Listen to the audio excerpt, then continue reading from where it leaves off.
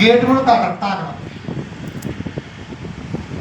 Bible ఎక్కడ caste గురించి ఉంటే కనుక అది ఉంటే కనుక మీరు ఓకే, లేని విషయం మీరు పట్టుకుని అదే ప్రకారంగా మీరు చేస్తే కనుక గమనించండి, మీరు అందరూ కూడా ఏమిటంట ఇసుక బుద్ధి, మా ఊళ్ళే, మా క్యాస్టే, ఇలాగ ఎవరైనా మాట్లాడితే కనుక క్రైస్తవుల క్యాస్ట్ లేదు అసలు. మనమందరం ఎవరు? క్రీస్తు రక్తం చేత కొనబడిన వారు. మన క్యాస్ట్ ఏంటి అసలు? మన అన్ని వద్దనికి వచ్చాం, ఇక్కడికి వచ్చి కూడా మళ్ళీ అదే అంటే నువ్వు వాతావరణానికి అనుకూలంగా మారిపోతున్నావు. యేసు ప్రభువు ఎవరికి అనుకూలంగా మార్చబడాల. సమరయ స్థితితో దేవుడు మాట్లాడినప్పుడు ఆయన అంటాడు, నువ్వు వ్యభిచారం అని డైరెక్ట్గా చెప్పిన తర్వాత ఇప్పుడు వ్యభిచారం ఏమైనా ఎక్కివించలేగా ఆయన సపరేట్గా ఉన్నాడు. ఆయన పొట్టి చక్కైతే దేవుడు మాట్లాడినప్పుడు ఆయన ఏమన్నాడు, అయ్యా నేను నాకు మనసు వచ్చేసింది, ఈ డబ్బు మొత్తం పంచేద్దాం అన్నాడు. అలా కాదు, నాకు ఇచ్చే నిబద్ధత నన్ను ఏం చెప్పాడు దేవుడన్నా? లేదు. ఆయన వ్యభిచారులతో ఏకీపించలా, అక్రమాలతో ఏకీపించలా, అతను ఏ స్థితిలో ఉన్నా కూడా వాతావరణానికి అనుకూలంగా ఆయన మార్చబడలా. ఏ రీతిగా వచ్చాడో ఆ రీతిగానే జీవించాడు.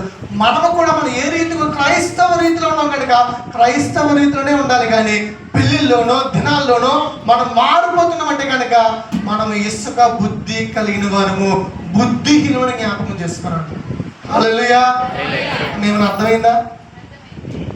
అంటే మన ఏ బుద్ధి ఇప్పుడు ఒప్పేస్తుందో చూసారు చిత్రంగా. ఒప్పుకోగలదు మనం, ఇసుక బుద్ధి నుంచి మార్చిపోవాలి మనం. అంటే మన ప్రవర్తన బాగా ఉండకూడదు ఎవరికి. రెండో విషయము, మనము అన్ని పీల్చుకోకూడదు. ఏది పీల్చుకోవాలి అది మాత్రం పీల్చుకోవాలి. మూడు వాతావరణానికి అనుకూలంగా మనం మార్చబడకూడదు. అలా మార్చబడుతున్నప్పటికీ మన ఇసుక బుద్ధి కాదు. ఇప్పుడు చెప్పండి, మన ఏ బుద్ధి? మళ్ళీ ఇసుక బుద్ధి. మనం మార్చబడితే ఇసుక బుద్ధి, మార్చబడకపోతే కాదు. గమనించండి. ఇప్పుడు ఈ విషయం మీద ఇప్పుడు హవిలా దేశం మీద ఏం వెళ్తుందంట? పీషు నది ప్రవహిస్తూ ఉన్నది. అది ధారాళముగా ప్రవహించినది. అది ఎంతైనో చెప్పండి, ఎంతైనో, లోతైనో, వక్రనో, మరి ఏదైనో అది ఏకరీతిగా ప్రవహించినది.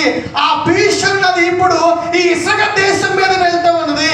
ఈ ఇసుక దేశం మీద వెళ్తున్నప్పుడు అది ఎలాంటి కార్యమైనా చేస్తూ ఉన్నది. అది యేసు ప్రభువుకి సాదృశ్యంగా ఉన్నది. అది ఎత్తైన కార్యం ఏంటంటే ఎత్తులో ఉన్న ఒకేలాగా వెళ్తుంది. గమనించండి, చనిపోయిన లాజరు గారు 4వ దినమున వచ్చి ప్రభువు లేపారు. అది ఎత్తైన కార్యం. అది ఎవరు చేయని కార్యం. ఎందుకు? అప్పుడు చచ్చిపోతే లేపితే అది వేరే విషయం. చనిపోయి 4వ దినమైంది.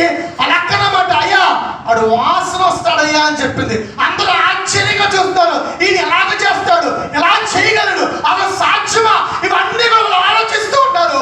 అది ఎంతైన కార్యము. ప్రభు చెప్పిన మాట చెప్తాను చూడండి. అక్కడ మాట ఉంటుంది, ప్రభు చెప్పిన మాట మీరు కూడా గమనించండి అందరూ కూడా. ఇప్పుడు ప్రభు అన్నారు రాయిని పొర్లించమని. ఇప్పుడు లాజరును బతికించే దేవుడు రాయిని పొర్లించలేడా? మరి ఎందుకు మనకి చెప్పాడు పని అనుకుంటాం మనం. హల్లెలూయా. ఒకటి చెప్తున్నానండి, అదో పాయింట్, కరెక్ట్ పాయింట్. అది విషయం ఏంటంటే నువ్వు రాయి మాత్రం పొర్లించగలవు, జీవాన్ని ఇవ్వలేవు. హల్లెలూయా. జీవం ఇచ్చేవాడు చెప్పమాట నువ్వు వింటే కనుక అక్కడ జీవం ఖచ్చితంగా వస్తాడు. కాబట్టి ఎంతైన కార్యము దేవుడు సింపుల్ గా చేశాడంతే.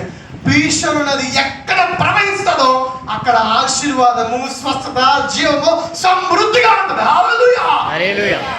ఆ పీషు నది ప్రవహించిన చోట ఒక ఎత్తైన కార్యం జరిగిందంటే వంకర మార్గంలో ఉంది. మనకు బాగా తెలిసిన మాట, ఎంత ఇష్టమో. గుడ్డువాడు ఉన్నాడు. గుడ్డువాడు త్రోవ పక్కన కూర్చొని కచ్చి వేసుకుని అడుక్కుంటూ ఉన్నాడు. ప్రభు ఆ మార్గం అంటే వెళ్తున్నప్పుడు అని అడిగినమాట, దావీదు కుమారుడా, ఆ పాట